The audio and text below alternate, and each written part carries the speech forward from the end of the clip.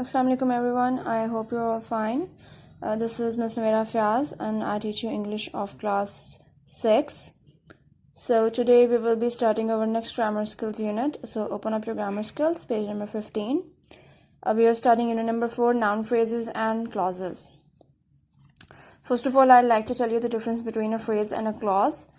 Then we will discuss that they are both associated with a noun, which is a naming word. So phrases, both are, first of all, similarities. Both are a group of words. ठीक है? In phrase there is no subject or verb. For example, wonderful dogs. Now here there is no subject. ठीक है? There is no verb. This is just a noun and another word that is modifying this noun. ठीक है? Nouns होंगे और उनके साथ associated words होंगे जो कि उस नाउन को मॉडिफाई करेंगे या उस नाउन के बारे में मजीद इन्फॉर्मेशन देंगे. जैसे कि अगर द टॉलेस्ट बिल्डिंग है तो बिल्डिंग जो है that is name of a thing, ठीक है, नेम ऑफ अ प्लेस, और द टॉलेस्ट जो है ये एसोसिएटेड वर्ड्स हैं इस नाउन के साथ जो कि इसके बारे में मजीद इन्फॉर्मेशन दे रहे हैं. सिमिलरली जो क्लॉज है it is also a group of words but it has a subject and a verb. For example, it's a proper line, they would fall to the valley below. Now this is a proper sentence, it can make sense on its own. ठीक है, अगर हम इसे separate भी लिखें किसी noun के बगैर तो क्या होगा कि ये इसकी सेंस बनेगी. इसमें एक सब्जेक्ट भी होगा और इसमें क्या होगा, वर्ब भी होगा. And sometimes clauses can also be written in the form of a question. They have a verb and a subject. So phrases does not make sense on its own. In a proper sentence में लिखेंगे तो इनकी समझ आएगी, जैसे कि wonderful dog here makes no sense. ठीक है, और इसी तरह लेकिन clauses जो है हमारे पास they make sense on their own. Now I'll start the chapter. So first of all, look at the grammar help box. A noun phrase does the work of a noun. That means कि इसे हम noun की जगह लिख सकते हैं. इसमें noun होता है और noun के साथ associated words होते हैं और उस noun को modify करते हैं. To find a noun phrase, ask what after the verb. ठीक है, जैसे कि अगर मैं यहाँ एक्सरसाइज ये देखूं जिसमें आपको सर्कल करना है सेंटेंस को और अंडरलाइन करना है नाउन फ्रेज को. ठीक है, क्या कहा उन्होंने कि आपने जो है वर्ब के बाद व्हाट पूछना है तो आपको नाउन फ्रेज पता चल जाएगा. जैसे कि अगर मेरे पास स्टेटमेंट है I can not remember my new phone number. ठीक है, this is the verb. So if I ask the question what I can not remember, the answer will be my new phone number. That means ये हमारे पास क्या है, noun phrase है. इसी तरह इसके साथ अगर हम जो है वो क्वेश्चन लगाएं what is foolish exercising in hot weather, that means exercising in hot weather is our noun phrase. इसी तरह सारे verbs के साथ अगर आप what लगाएंगे तो जो आंसर आपके पास आएगा वो हमारे पास क्या होगा, noun phrase होगा. जैसे कि the latest computer is very fast and easy to use. अगर is के साथ मैं what लगाऊं, what is very fast and easy to use, the answer will be the latest computer. That means latest computer हमारे पास क्या है, noun phrase है. ठीक है, A noun phrase has no finite verb. That means a verb that shows the tense. Noun phrase के साथ कोई verb नहीं होता. ठीक है, verb कैसा verb जो हमें बताए कि ये present है, past है या future है, कौन सा sentence है. A noun phrase is not a complete message on its own. It can come before the verb or after the verb. अगर noun phrase को separate लिखा जाए तो इसकी कोई complete sense नहीं बनती. So read the grammar help box by yourself as well. First exercise is circle the verb in each sentence and underline the noun phrases. आपने verbs को circle करना है और noun phrases को underline करना है. Noun phrases आप कैसे पता कर सकते हैं, what by asking a question or otherwise you can easily identify the noun. जैसे कि नंबर यहाँ पे क्या है, it is a name phone number हमारे पास जो है noun है, it is a name of a thing. ठीक है, my new phone, these are the words associated with this noun. That means this is a complete noun phrase. इस तरह भी कर सकते हैं और you can just ask a question.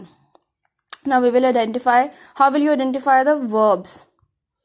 ठीक है, यहाँ पे can not remember, can not जो है यहाँ पे वर्ब को आइडेंटिफाई कर रहा है. रिमेंबर भी जो है उसके साथ मेन वर्ब है, ये मॉडल वर्ब है और साथ में मेन वर्ब है. यहाँ पे इज जो है वो वर्ब है जो शो कर रहा है ये प्रेजेंट टेंस है, इज शो कर रहा है प्रेजेंट टेंस है. Have written, I have written down the name of the book. Book is the noun. If you ask the question that what have you written down, the answer will be name of the book. That means you will underline the noun phrase. Have written जो है identify कर रहा है that this is present perfect tense. Similarly you will do the rest of it. Was is the verb, have and then third form of verb present perfect, then was and placed यानी कि past indefinite tense. This way you will do the exercise A. Exercise B is add a noun phrase to complete the sentences. They have given you incomplete sentences with blanks, so you have to write down something that is name of a thing, place, और animal और anything, and then you will add associated words with it जो कि आपके noun को modify करें। जैसे कि I have enjoyed my, मैंने लिखा है कि my last weekend, weekend is name of a day, ठीक है। तो उसके साथ मैंने लास्ट को और माई को एसोसिएट किया है।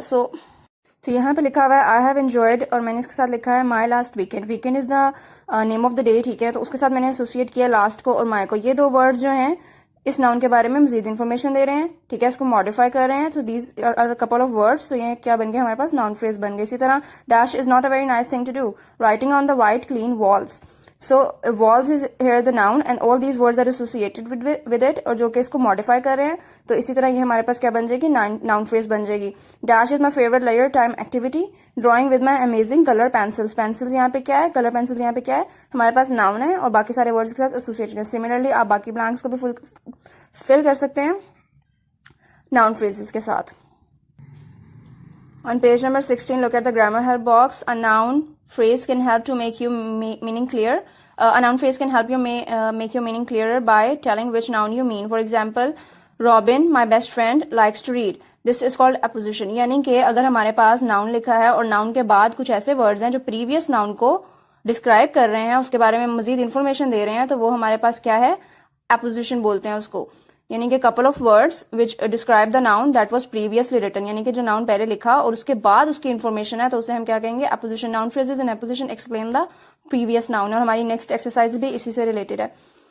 The passage is from a travel article, underline at least 5 noun phrases, आपने नाउन फ्रेजेस को अंडरलाइन करना है, and circle at least 5 noun phrases in apposition. और इस तरह की नाउन फ्रेजेस जिनका जो नाउन है वो प्रीवियस रिटन है, उसमें हम क्या करेंगे, उसे हम सर्कल करेंगे। A trip to Paris for example, अभी हमने सर्कल किया, सर्कल हमने किसको करना था, नाउन फ्रेजेस इन एपोजिशन को। यानी कि फ्रांस यहाँ पे क्या है, फ्रांस यहाँ पे जो है the capital city of France, ठीक है, ये हमारे पास एपोजिशन है। क्यों, क्योंकि ये कौन से नाउन को डिस्क्राइब करिए, पेरिस को। नाउन ऑलरेडी रिटन था, उसके बाद उन्होंने लिखा the capital city of France, that means ये वो वर्ड्स हैं जो इस नाउन को मजीद डिफाइन कर रहे हैं। सो हमने इसको क्या कर लिया, सर्कल कर लिया। इसी तरह यहाँ समथिंग ऑफ ब्यूटी, इसको हमने अंडरलाइन किया हुआ है। Why, because this is a noun phrase.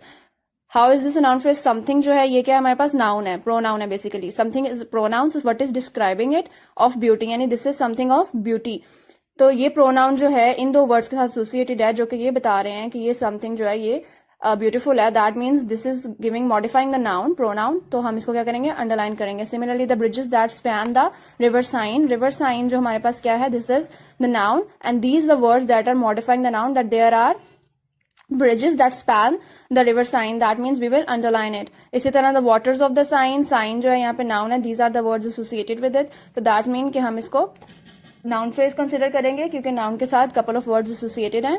इसी तरह लैंडमार्क जो है नेम ऑफ अ प्लेस, ठीक है, ये नाउन हो गया हमारे पास, और कौन से वर्ड्स इसको मजीद डिस्क्राइब कर रहे हैं, some of its most famous, so that means ये नाउन और ये इसके साथ associated words, it makes a noun phrase, और इसके अंदर कोई सब्जेक्ट नहीं है, कोई वर्ब नहीं है, दैट मीन्स ये हमारे पास फ्रेज है, क्लॉज नहीं है।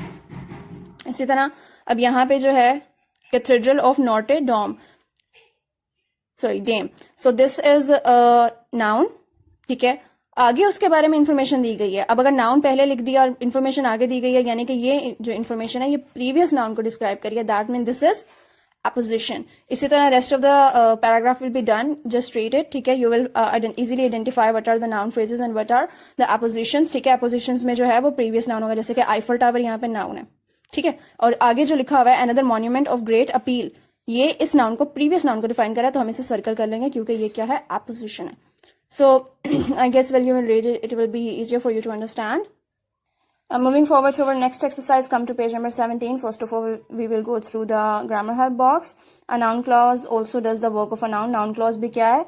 It is also describing the noun. A noun clause may have a subject and it usually have a finite verb. यानी कि इसमें subject भी आता है और इसमें verb भी आता है, और ये जो है it makes sense on its own. A noun clause can come before the main verb or after the main verb. For example, this is use the suitable noun clauses from the box to complete the following passage. They have given us some noun clauses. अगर आप देखें यहाँ पे subject भी है हमारे पास और हमारे पास verb भी है, इसी तरह subject भी है, verb भी है. All of these contain a subject and a verb. तो हमने इनको जो है rest of the sentences के साथ combine करना है. जैसे कि as they drew closer to the top of the mountain, the climbers tried to guess what was on the other side. Questioning statements जो है वो भी noun clauses में आती हैं. इनमें भी verb होता है. This was because nobody had been there before. Nobody subject had जो है यहाँ पे verb है हमारे पास. They did not know of the danger that lurked over the top of the hill. Basically, they have given you sentences. You have to identify which statements will you put in which blank. ठीक है? Just read it and you will understand it. So in this exercise, we have to underline noun clauses or phrases. ठीक है? If it is a clause, we will write down C. If it is a phrase, we will write down P. How will you identify them? First of all, you will check if there is a verb or not. ठीक है? Subject or verb present होगा तो clause होगी. अगर नहीं होगा तो that means it is a phrase. For example, first of all, ये questioning statement, it is automatically clause.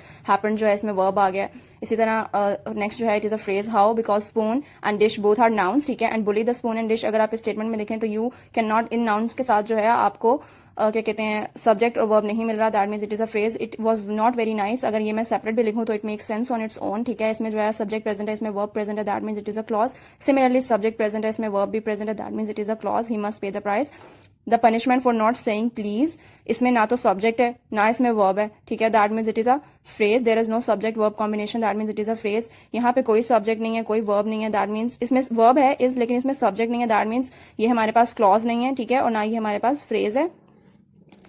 But the moon just continued his bullying ways. His bullying ways इसमें जो है क्या कहते हैं ये हमारे पास फ्रेज है. And at the end and was turn into cheese for the rest of the days. यहाँ पे चीज लिखा हुआ है लेकिन कोई इसके साथ आइडेंटिफिकेशन नहीं है. एंड वॉज लेकिन कोई सब्जेक्ट नहीं है. That means neither it is clause and neither it is phrase. So I hope you understood it and rest of the notes will also be shared in Google Classroom. So stay home and take care. Hafiz.